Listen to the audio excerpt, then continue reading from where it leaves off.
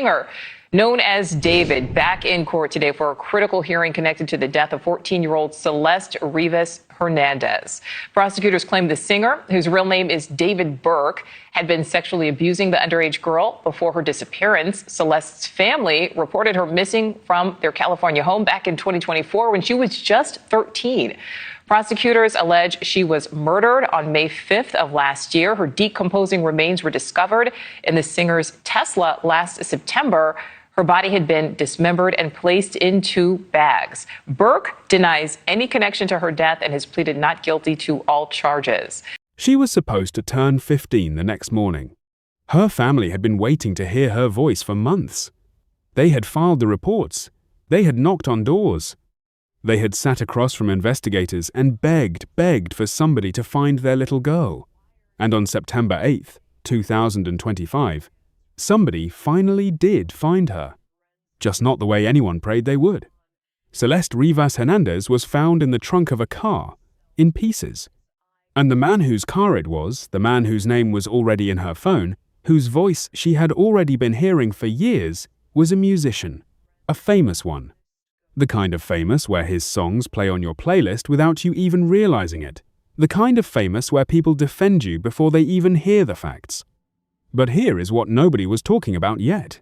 Investigators had already found something on his phone.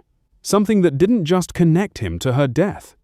Something that told the story of how this all began, and when it began, Celeste Rivas Hernandez was still in elementary school.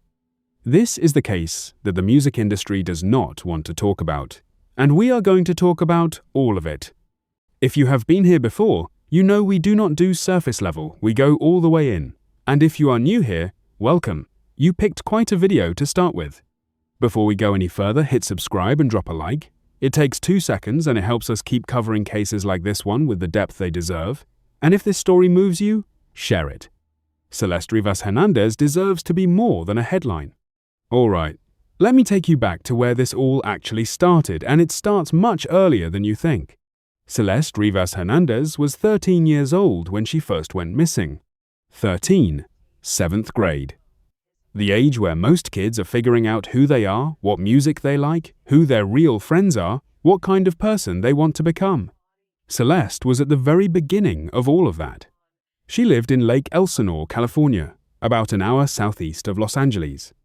She had a family who loved her, a mother, a father named Jesus, people who noticed immediately when she was not where she was supposed to be, people who did not just wait for the phone to ring. They went looking. The first time she was reported missing was in March 2024. She came back. Families exhale, life resumes, you tell yourself it was a phase, you hold on tighter, and you hope. Then on April 5th, 2024, Celeste went missing again. This time, she did not come back. Her family did not sit still. They met with police repeatedly. They pulled up neighborhood surveillance footage themselves, frame by frame, looking for any trace of her. They knocked on doors.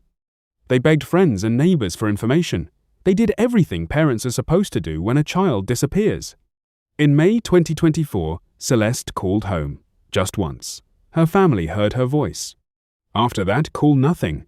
Silence. For months. And here is the detail that hits differently once you know the rest of the story. Before she disappeared in April 2024, Celeste had told her mother she had a boyfriend. His name, she said, was David. Her mother had never met him.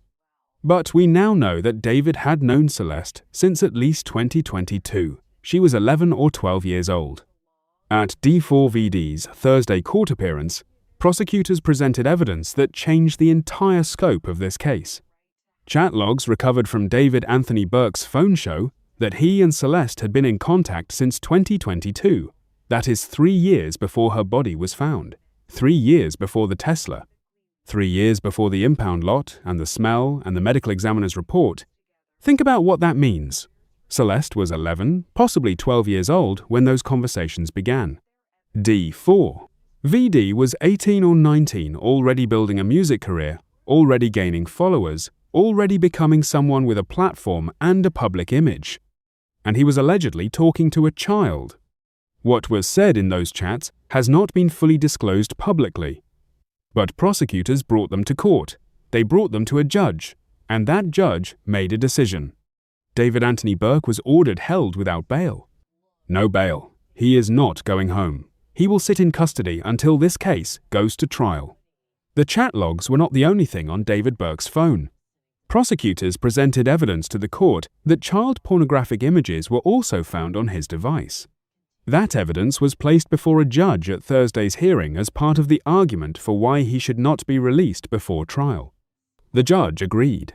These are allegations at this stage. The trial has not taken place, and D4vd has pleaded not guilty to all charges. But the weight of what prosecutors brought into that courtroom on Thursday is significant. It is not one piece of circumstantial evidence. It is a phone. It is years of communication. It is images. And it is a timeline that, if prosecutors are right, stretches back to when Celeste Rivas Hernandez was still in elementary school. September 2025. A Tesla is found abandoned in the Hollywood Hills. No flags, no immediate report, just a car sitting on a hill in one of the most photographed zip codes in America. Unremarkable. It gets towed. Standard procedure. It sits. Then workers at the impound lot notice the smell. When investigators opened that trunk, what they found required the Los Angeles County Medical Examiner to work carefully and methodically to make an identification. The remains had been dismembered. The cause of death was later confirmed as multiple penetrating injuries caused by an object or objects. The manner of death, homicide. She was identified as Celeste Rivas Hernandez. Her official date of death, September 8, 2025. She would have turned 15 the very next day. One day. She was 1 day away from her 15th birthday. The Tesla belonged to David Anthony Burke, D4vd. The same David whose name had been in her phone, in her conversations, in her life allegedly since she was a child. If you follow music at all, you have heard of D4vd. He broke out as a bedroom pop artist, the kind of story the internet loves.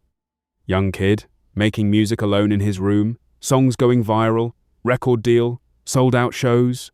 His track, Romantic Homicide, became one of those songs that just spread, millions of streams. A real cultural moment. He was 21 years old at the time of his arrest, young, successful, at what looked from the outside like the very beginning of a major career. But according to prosecutors, the timeline building alongside that career tells a completely different story. By the time Romantic Homicide was charting, if the prosecution's theory holds, Celeste Rivas Hernandez had already been in his orbit for years. When DA Nathan Hochman announced the formal charges after D4vd's April 16th arrest, they were extensive. First-degree murder with 3 special circumstance allegations, lying in wait, murder for financial gain, and murdering a witness to prevent her from testifying. Prosecutors alleged that Celeste had threatened to expose what D4vd had been doing to her, and that he killed her to protect his career. He was also charged with lewd and lascivious acts with a minor under 14, and with mutilation of human remains. Then, at Thursday's court appearance, the phone evidence, the chat logs going back to 2022, the images recovered from his device, was placed before the court. That evidence directly informed the judge's decision to deny bail entirely. This is no longer just a murder case. Prosecutors are building a picture of a years-long predatory relationship with a child who ultimately paid for it with her life. D4vd has pleaded not guilty. His legal team will have its turn. If convicted on first-degree murder with special circumstances, he faces life in prison without parole or the death penalty. Here is what I keep coming back to. If the chat logs go back to 2022, then D4vd was allegedly communicating with Celeste for 3 years. 3 years of conversations, contact, a relationship of some kind, all allegedly, while she was a child and he was an adult with a public platform. Her family reported her missing in March 2024, then again in April 2024.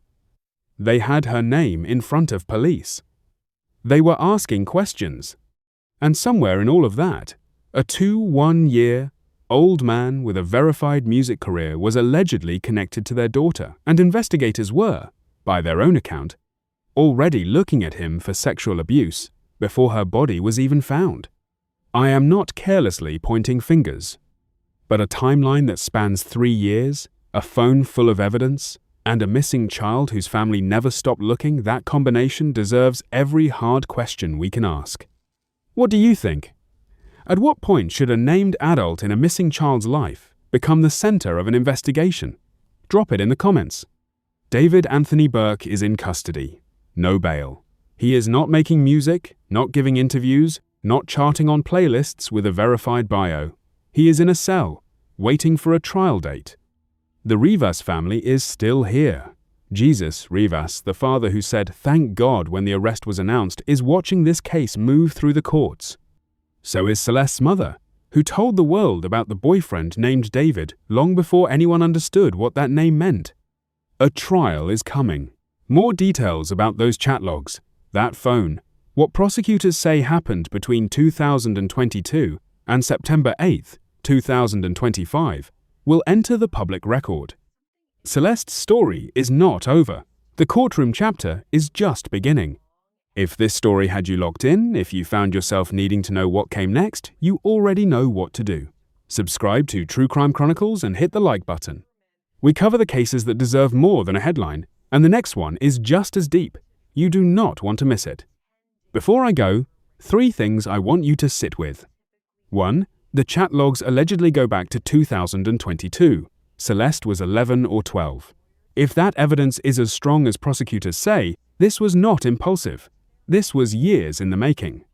What does that say about how predators use platforms and fame to operate in plain sight? 2. D4vd had a verified public profile and a devoted fan base.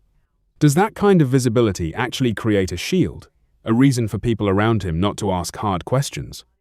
And if so, who is responsible for closing that gap? 3. Celeste's family did everything right. They reported her, they searched, they spoke publicly, and they still lost her. So what has to change so the next family does not end up in the same place? Drop your honest thoughts in the comments. I read every single one. Celeste Rivas Hernandez would have turned 15 the morning after her body was found. She never got that birthday, but she has her name. And she has a family and now you who refuse to let the world move on without remembering it. We will see you in the next one. Take care of each other.